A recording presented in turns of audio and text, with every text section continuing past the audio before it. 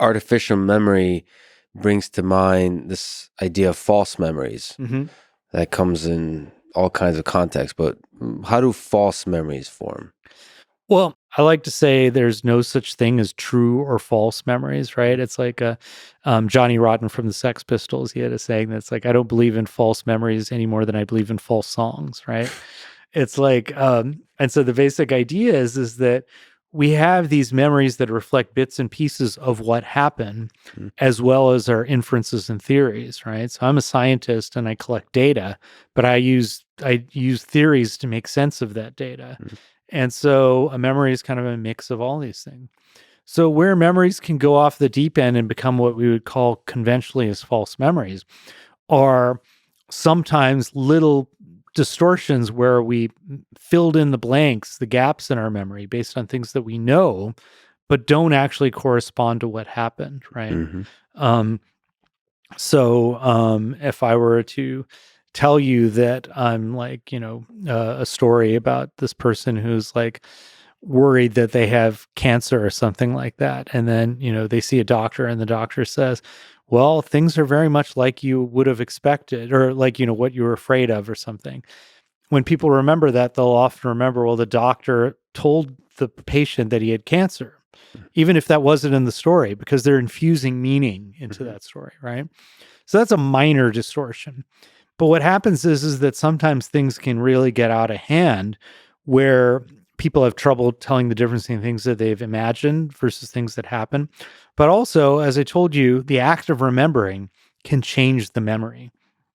And so what happens then is you can actually be exposed to some misinformation. And so Elizabeth Loftus was a real pioneer in this work, and there's lots of other work that's been done since. But basically, it's like if you remember some event and then I tell you something about the event, later on, when you remember the event, you might remember some original information from the event as well as some information about what I told you.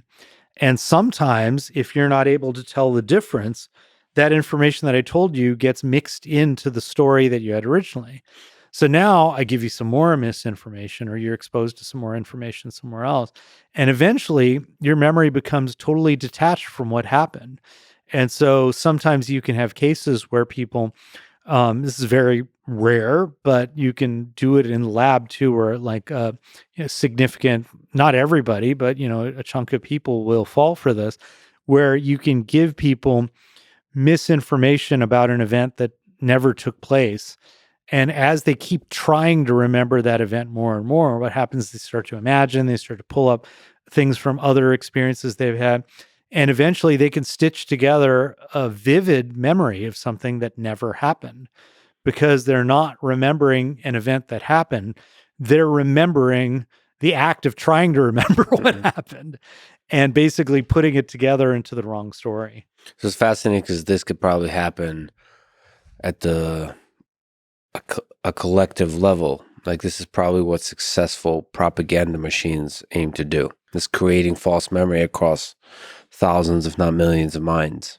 Yeah, absolutely. This is exactly what they do. And so all these kind of foibles of human memory get magnified when you start to have social interactions. There's a whole literature on something called social contagion, which is basically when misinformation spreads like a virus. Like you remember the same thing that I did, but I give you a little bit of wrong information, then that becomes part of your story of what happened.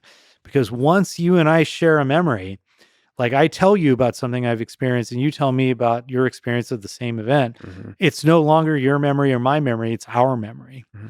And so now the misinformation spreads. And the more you trust someone or the more powerful that person is, the more of a voice they have in shaping that narrative, right? And there's all sorts of interesting ways in which misinformation can happen. There's a great example of when John McCain and George Bush Jr. were in a primary, and there are these polls where they would do these, like, I guess they were like not robocalls, but real calls where they would poll voters, but they actually inserted some misinformation about McCain's beliefs on taxation, I think, and maybe it was something about illegitimate children, or I don't really remember. but they included misinformation in the question that they asked. Like, how do you feel about the fact that he wants to do this or something? And so people would end up becoming convinced he had these, policy things or these personal things that were not true, just based on the polls that were being used. So it was a case where, interestingly enough, the people who were using misinformation were actually ahead of the curve relative to the scientists who were trying to study these effects in memory. Yeah, it's really interesting. So it's not just about truth and falsehoods, like us as intelligent reasoning machines, but it's the formation of memories where they become like visceral. You can rewrite history.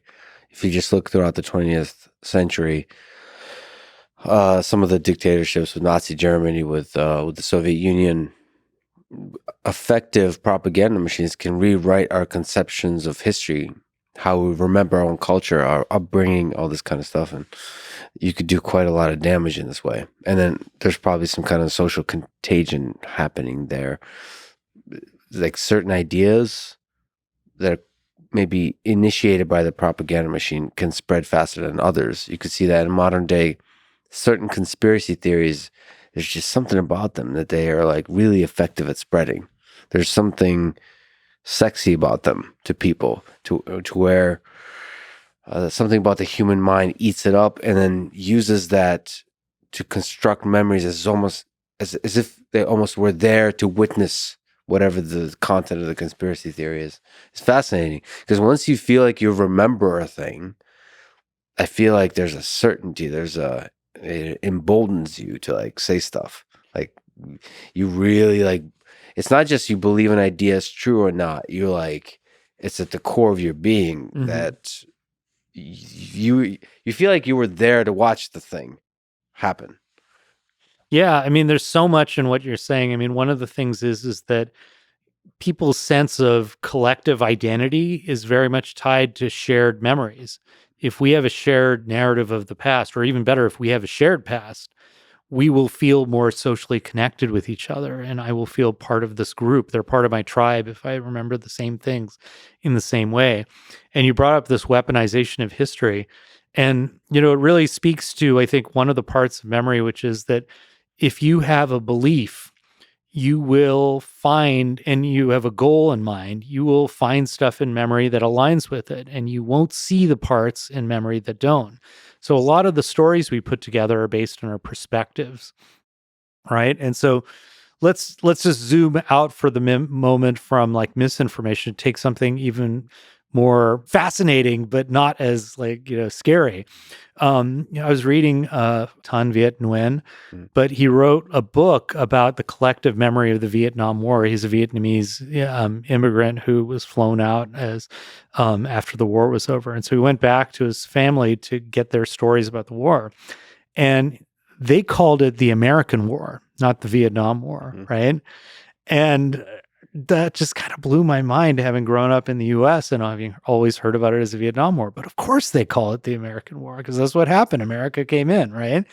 And that's based on their perspective, which is a very valid perspective. And so that just gives you this idea of the way we put together these narratives based on our perspectives.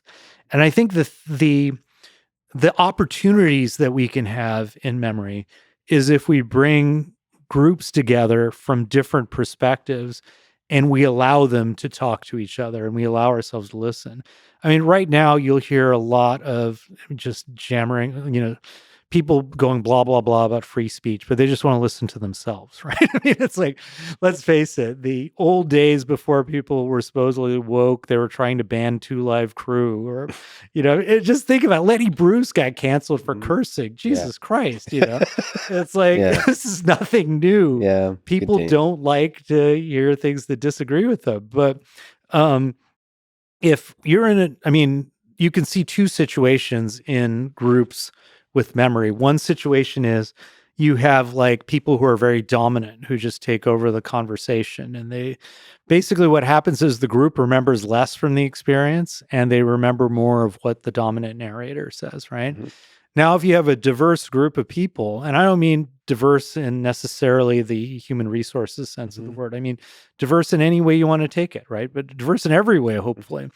And you give everyone a chance to speak, and everyone's being appreciated for their unique contribution, you get more accurate memories and you get more information from it, right? Even two people who come from very similar backgrounds, if you can appreciate the unique contributions that each one has, you can do a better job of generating information from memory. And that's a way to inoculate ourselves, I believe, from misinformation in the modern world. But like everything else, it requires a certain tolerance for discomfort. And I think when we don't have much time, and I think when we're stressed out and when we are just tired, it's very hard to tolerate discomfort. And I mean, social media has a lot of opportunity for this because it enables this distributed one-on-one interaction that you're talking about where everybody has a voice, but still our natural inclination, you see this on social media, is there's a natural clustering of people and opinions, and you just kind of form these kind of bubbles. I think to me personally, I think that's a technology problem that could be solved if there's a little bit of interaction, kind, respectful, compassionate interaction with people that have a very different memory. That respectful interaction will start to intermix the memories and ways of thinking to where you're slowly moving towards truth. But that's a technology problem because naturally, left our own devices, we want to cluster up in a tribe.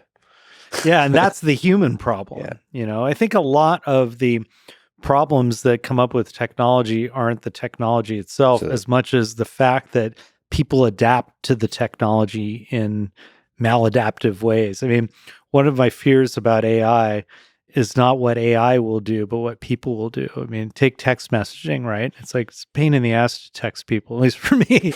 And so what happens is the communication becomes very Spartan and devoid of meaning, right? It's just very telegraphic.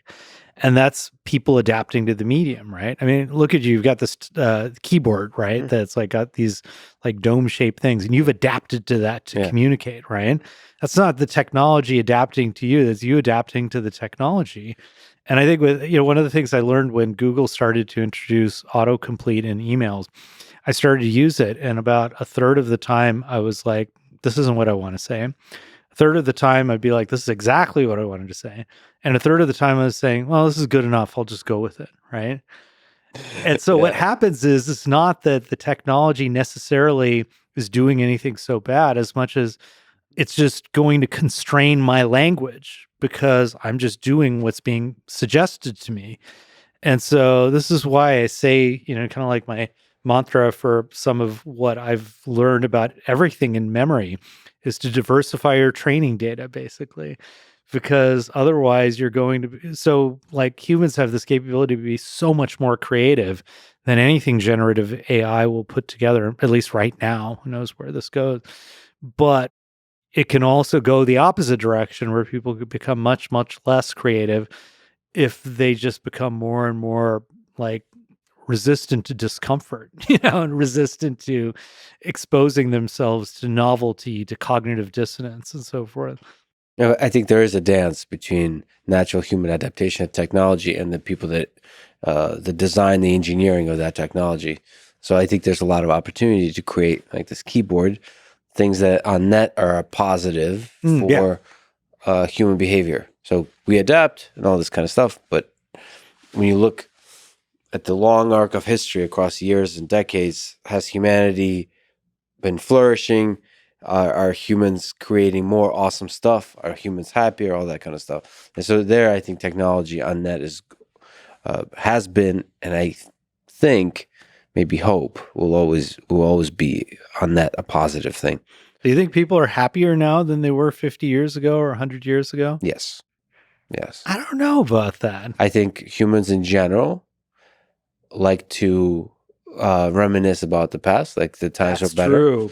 and complain about the weather today or Yeah. complain about whatever today because Yeah. there's this kind of complainy engine that's just there's so much pleasure in saying, life sucks for some reason. That's And why I love punk rock. exactly. I mean, there's something in humans that loves complaining. even about trivial things, but complaining about change, complaining about everything.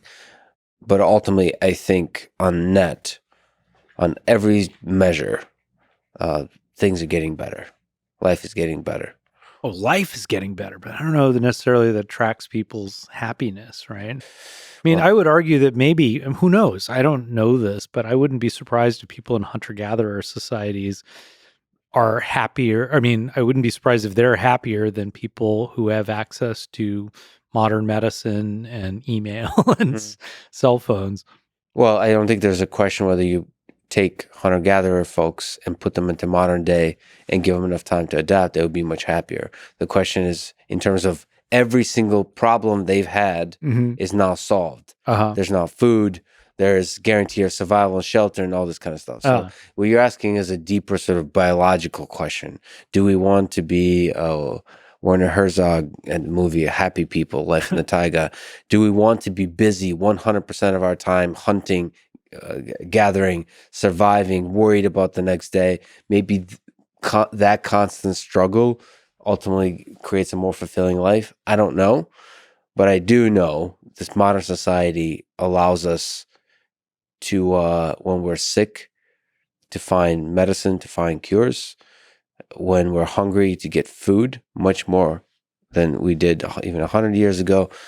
And there's many more activities that you could perform, or creative, all this kind of stuff that enables the flourishing of humans at the individual level.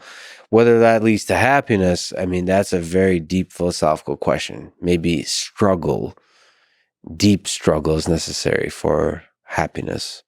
Or maybe cultural connection, maybe it's about like functioning in social groups that are meaningful and like having time. But I do think there's an interesting memory related thing, which is that if you look at like things like reinforcement learning, for instance, you're not learning necessarily every time you get a reward. If it's the same reward, you're not learning that much.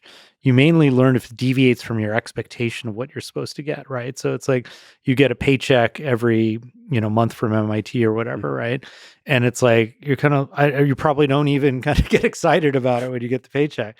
But if they cut your salary, you're going to be pissed. Mm-hmm. And if they increase your salary, you're like, oh, good, I got a bonus, And that adaptation and that ability that basically you learn to expect these things, I think, is a major source of, I guess, it's a major way in which we're kind of more, in my opinion, wired to strive and not be happy, to be in a state of wanting. And if, so people talk about dopamine, for instance, being this pleasure chemical. And it's like there's like a lot of compelling research to suggest it's not about pleasure at all.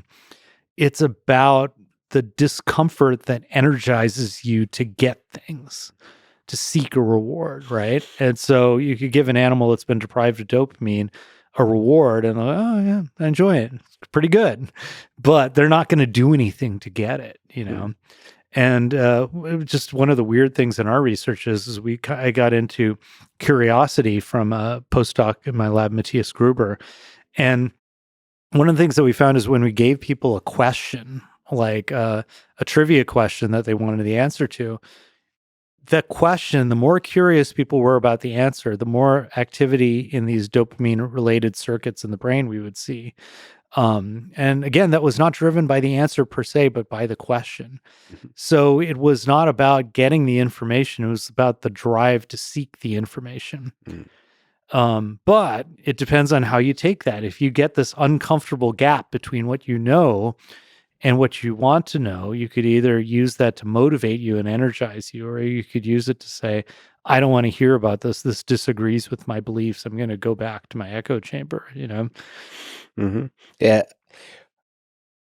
I like what you said, that maybe we're designed to be in a kind of constant state of wanting, which, by the way, is a pretty good either band name or rock song name. State of wanting. That's like a hardcore band name. Band. Yeah. It's pretty good. But I also like the hedonic treadmill. Hedonic treadmill is pretty good. Yeah. We could use that for like our techno project, I think.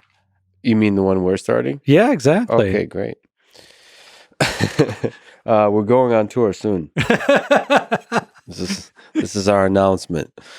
We could build a false memory of a show, in fact, if you want. Let's just put it all together. So we don't even have to do all the work to play the show. We can Yeah. just create a memory of it, and it might as well happen because the remembering self is in charge anyway. So let me ask you about, we talked about false memories, but in the legal system, false confessions. I remember reading 1984 where, sorry for the dark turn of our conversation, but through torture, you can make people say anything and essentially remember anything.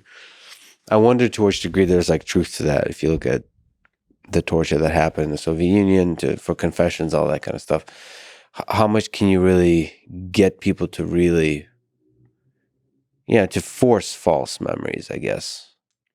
Yeah, I mean, I think there's a lot of history of this actually in the criminal justice system. You might have heard the term the third degree. Mm. If you actually look it up historically, it was a very intense set of beatings and starvation and physical demands that they would place on people to get them to talk. And there's certainly a lot of work that's been done by the CIA in terms of enhanced interrogation techniques. And from what I understand, the research actually shows that they just produce what people want to hear, not necessarily the information that is being looked for. And the reason is that, I mean, there's different reasons. I mean, one is people just get tired of being tortured and just say whatever. But another part of it is that you create a very interesting set of conditions where there's an authority figure telling you something that you did this. We know you did this. We have witnesses saying you did this. So now you start to question yourself. Then they put you under stress. Maybe they're not feeding you. Maybe they're kind of like making you be cold or, exposing you to like music that you can't stand or something, whatever it is, right? It's like they're creating this physical stress. And so stress starts to starts to downregulate the prefrontal cortex. You're not necessarily as good at monitoring the accuracy of stuff. Then they start to get nice to you and they say, imagine, okay, I know you don't remember this, but maybe we can walk you through how it could have happened. And they feed you the information. And so you're in this weakened mental state and you're being encouraged to imagine things by people who give you a plausible scenario. Mm-hmm. And at some point, certain people can be very coaxed into creating a memory for something that never happened. And there's actually some pretty convincing cases out there where you don't know exactly the truth. There's a sheriff, for instance, who came to believe that he had a false memory. That he had a memory of doing sexual abuse based on, essentially, I think it was, I'm not going to tell the story because I don't remember it well enough to necessarily accurately give it to you, but people could look this stuff up. There are definitely stories out there like this where people confess to crimes that they just didn't do and objective evidence came out later on. But there's a basic recipe for it, which is you feed people the information that you want them to remember. Mm-hmm. You stress them out. You have an authority figure kind of like pushing this information on them. Or you motivate them to produce the information you're looking for, and that pretty much over time gives you what you want. It's really tragic that centralized power can use these kinds of tools to destroy lives. Sad.